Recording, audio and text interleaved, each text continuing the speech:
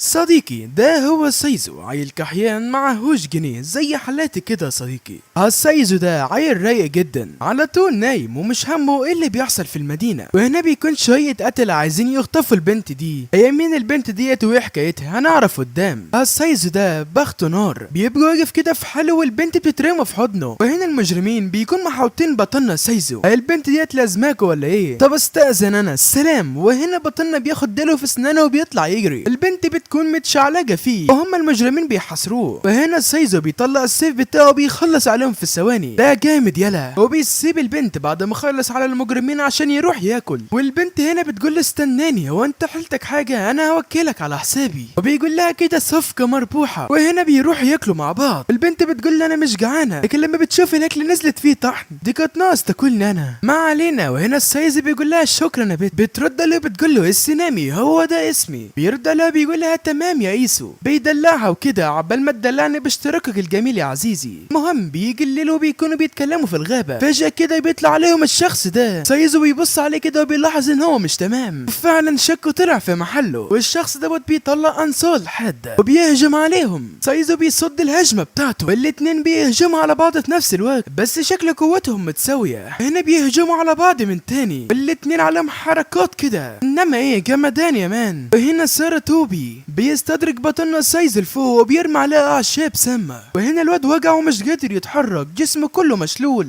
وهنا ساراتوبي اللعين بيستغل الفرصة وبيهجم عليه. معقول هي دي النهاية ولا ايه؟ لا والله. ايوه يا صديقي، سايزو بيبدل جسمه مع الشجرة. دلوقتي هو فوق ساراتوبي بيهجم عليه من تاني، بس التاني مش سهل برضه. الضربات بتتوالى من كل الاتجاهات والاتنين بنفس قوة بعض تقريبا. هو احنا مش هنخلص ولا ايه؟ هما بنت سكتيهم. وهنا السايزومي بتقوم وبتزعق فيهم وبتقول لهم من هنا عشان اجيب لي الرئيس يوكيمورا. وفعلا بتروح تقابله وبتحكي له اللي حصل لها وايه كانت هتموت لولا كان حماها ودافع عنها. وبتطلب منه المساعدة، بس يوكيمورا بيرفض لانه عارف ان في بينهم جواسيس. وبياخد بعضه وبيمشي والبنت بتكون بتعيط بشدة. وهنا سايزو بيحط ايده على بقها وبيقول لها في ناس بتراقبنا وطي صوتك. وبينشغل معاها في الكلام وبيلاقي في سلاسل ماسكاه من ايده ومش قادر يتحرك عشان ينقذ السينامي. المجرمين بقى بيجهزوا سيوفهم وشكل المعركة هتبتدي. لسه هيقتلوا السينامي بس ساراتوبي بيلحقها. مش بيكون لوحده، لا ده معاه يوكيمورو واتباعه. اهلين معلم. السايزو هنا بيكسر السلاسل بسرعة، بيفعل طاقته الملعونة على السيف بتاعه، بيستخدم تقنيته وميدته وبيخلص عليهم. لا جامد يلا. السينامي بقى بتكون خايفة جدا وبتفتكر حادثة المعبد وبتتعصب وبتزعق بقى على صوتها. التاج اللي فوق دماغها بيطلع طاقة جبارة وبتخلص على كل الأعداء اللي في المكان. والسايزو وكل الواقفين بيكونوا مصدومين. وبيروح سايزو يطمن على السينامي بس بتكون في هالة سوداوية كده مسيطرة عليها. وهنا سايزو بيحضنها والبنت بترجع لطبيعتها من تاني. بتتخانق معاه وبتعايره على الأكل اللي أكلتهوله. وهنا ساراتوبي ويوكيمورا بيكونوا مصدومين بيقولوا يا خسارة، ده بيكون مديون لواحدة ست. يا للعار، انت المفروض تدفن نفسك يلا او تشتغل عندي وتسدد ديونك. الواد بيتصدم بس بيوافق وربنا ما يحطك مكانه يا صديقي. هنا بيروح القلعة وبيتكلم احد اتباع يوكيمورا معاه وبيحاول سايزو يسمع كلامه بس بيستخدم قوته عليه وبيخصيه حرفيا. هنا الترجمة بتكون مكتوبة كده يا صديقي، انا ماليش دعوة، انا كنت عايز اقول لك تفشخه بس مش مهم طالما هو راجل. المهم بيخلص اليوم على كده والتاني يوم بيصحى سايزو وبيلاقي المنظر ده في وشه. بختك يا عم، الكاتب مدلعك على الاخر. بيديها ساراتوبي وبيلاقي البنت مع سايزو في الاوضه. السينما بتكون فرحانه بالاكل وفجاه سهام بتتحدف عليهم بس سايزو بيحميهم ومش بيعرفوا مين اللي عمل كده. المهم الاكل بيتدلق بس مش مشكله، ده اكل سايزو، اما انا اكل هيكون في اوضتي. السلام. والناس في القريه بقوا شغالين بكل جد. السينما بتكون مبهدلها حرفيا والسايزو بيكون معاه في اختيار لون الفستان عشان المهرجان اللي هترقص فيه قدام الناس كلها. ايه ياما انت فاكرني بقرون ولا ايه؟ بيتضح بعد كده ان الرقصه ديت هتكون مهمه جدا عشان مصلحه البلد. هبدا يا صديقي ما تركزش يعني. البنت بتتشغل في الالوان والسايزو هنا بيخلع وبيكون في الغابه وبيلاقي المنظر ده. بنت عزيزه بتستحمى في النهر. البنت بتحس بيه وبتجمد النهر كله في ثواني. بتهجم عليه بانصال جليديه والسايزو بيصد ضربتها. بيقول لها ايه ده يا بت، ايه ده وانت تعرفوا بعض ولا ايه؟ عرفك يا صديقي، البت ديت بتكون صديقه طفوله سايزو، واضح انها بتحبه. ايوه يا عم كل البنات بتحبك، كل البنات حلوين صورك كده يا سايزو. هنا البنت السينامي بتكفش مع البت دي وبتقول له انت بتخدني انا يا ابن الكلب. طب خد.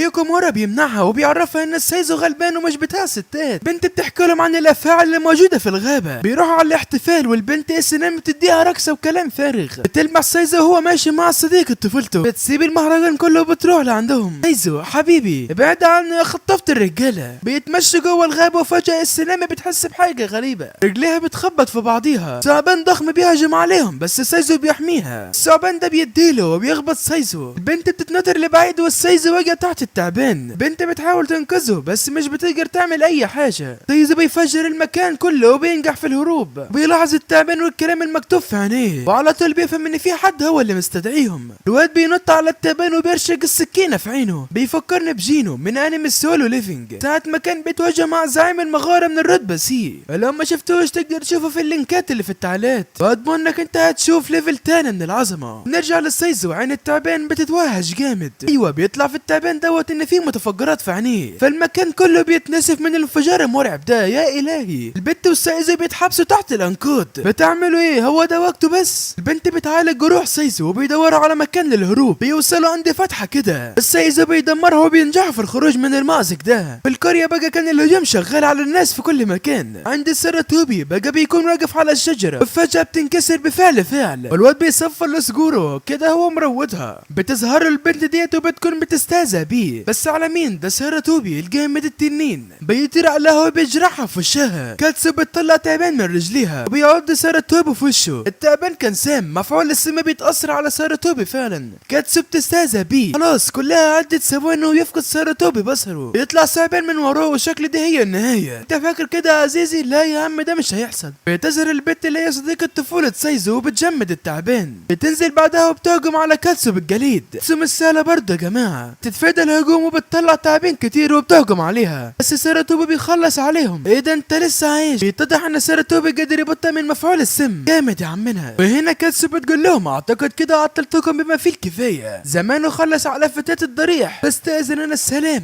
خد يا ما انت رايحة فين؟ بيلحقها وبيحاصرها من كل ناحية بذهاب. المدينة بقى بيكون الدمار في كل مكان. البنت السنامة بتقع على الارض. بيحاصرها النينجا ده واللي اسمه هانزو. بنت بتتعرف عليه، ده نفس النينجا اللي دمر المعبد وحاول يقتل سينامي. البنت تترعب جامد قوي وشكل خلاص نهايتها قربت. بتبقى تسوت والسايزو بيوصل عندها، يقول للبنت دي تخصني بعد لفشخك. سايزو بيجهز نفسه وبياخد وضعيته، بيهجم عليه بكل غباء. هانزو بيرشك فيه الخناجر. سايزو كان فايدة نفسه وبقى ورا منه، يطلع سيفه وبيهجم عليه. هانزو مش سهل برضه، يساعدوا ضربته والاتنين بنفس القوة تقريبا. سايزو بيبعد كده ولكن كانت ضربة هانزو جرحته. توكومورا واحد من اتباعه كانوا رايحين لمكان المعركة، بس بيقعوا في فخ وبيتربطوا في بعض بالشكل ده. استغفر الله العظيم، يعني ربنا ما يحطك مكانهم يا صديقي. الواد ده واللي اسمه روكو فعل مهارته بيخلص عليهم كلهم. ونرجع بقى للجزء الامتع من الحكاية. سايزو بيفعل تقنيات سيفه الملعون وبيهجم على هانزو بالشفرات اللي معاه دي. هانزو قدر يوقفها بكل سهولة. بيقف وبيقول لسايزو هو ده اللي عندك، انت خيبت امل فيك يلا. وبيروح هاجم عليه بالسيف وبيخترق ايده. يا نهار ابيض يا جدعان، سايزو سيفه بيقع على الارض. هانزو بيفعل مهارته وبيستعد لانهاء المعركة بالهجوم الاخير. سايزو بيحاول يوصل للسيف بس مفيش فايدة، مش قادر يوصل له. هجوم هانزو قد اصابه وسبب له جروح في كل مكان، نافور الدم بتطلع منه. سايزو سقط على الارض قتيل. هانزو بيغفل السنامة وبيوقعها على الارض، لسه هيشيلها عشان يمشوا. يلاقي خنجر في ايده. ايوه سانزو لسه عايش. انا مش مصدق انه لسه عايش. بيقول له انت مش المفروض ميت يلا. سايزو بيقول له انا هو قدامك وزي الفل، تحب نشرب شاي؟ بيقول له مش لما تطلع من هنا عايش الاول. بيهجم عليه بس سايزو بيتفاداها بتقنية الوهم. بيوصل لعند السنامي وكان هانزو مجروح في جنبه. بيقول له سايزو ايه يا ابو الصحاب، مش كنت عايز تقتلني؟ هنا هانزو بيتعصب عليه وبيهاجمه بكل غباء، بس على مين يابا؟ بيوصل سارة هو بالتنين. هانزو بيقلق فعله وبيقرر الانسحاب وبيقول لهم العو جه. العو حاضر، انتوا هتتفشخوا حالا. هنا بيقول لهم السلام وبيهرب من المكان. وابطالنا كلهم جابوا اخرهم من كتر التعب وبيخلص اليوم على كده. تاني يوم بقى بيدي سارة توبي صقر الاسينامي. البنت بتفرح خالص، لسه صغير برضه. بعدين بقى بيتوجهوا لضريح ازمو على امل انهم يعرفوا سبب ملاحقة النينجا الاسينامي وايه اللي كانوا بيدوروا عليه. هم التلاتة بيتحركوا في الوجهة بتاعتهم. تشوف اسينامي واحد وقع جنب شجرة، تروح تطمن عليه، تقول ان رجلاه وجعهم مش قادرة تتحرك. بياخدوها معاهم وبيوصلوا على يسر كده. فجأة رياح شديدة بتهب في المكان. الست اللي معاهم بتخطف السنام وبتجري. حلاوة. كما قال حكيم ذات مرة ان تعمل شر تلقى.